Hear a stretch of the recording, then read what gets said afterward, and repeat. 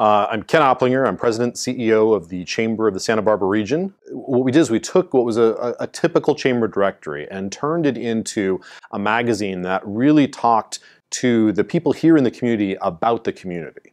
And what we really wanted to do was to be able to provide a magazine that essentially spoke to the people who lived here. The nice thing with CMP is that you can do your in-house publishing, but you can do it at your own speed, and you can do it in a way where you can utilize your strengths, but the stuff that you just don't have the capacity for, or it's going to be too expensive to do locally, you can work with CMP on and get that sort of the best bang for your buck, how it's going to work for your organization. In the past, we would get to the end of the year and they've got 10,000 directories and there's still 5,000 of them sitting in a warehouse somewhere that they have to throw away.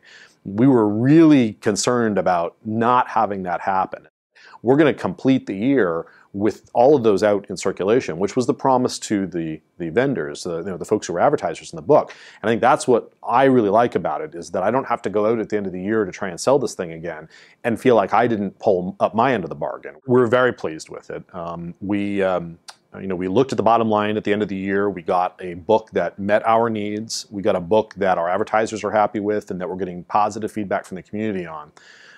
We got a book that, from a financial standpoint, hit the numbers that we were looking for. Having CMP sort of be right on top of that and provide us on a pretty regular basis a great snapshot of where we were in the process, really working with us on the front end with the budget and then sort of pegging that back when we found that there was something that was a little bit higher, adjusting the budget to be able to accommodate for that, worked really well. And I think it ensured that in the end, we were able to get a book that met our needs and still keep it at that price point that was going to be most affordable for us. I've worked with publishers before. I've got a lot of friends who have either worked with publishers or done it completely in-house. And I think there's pros and cons to both.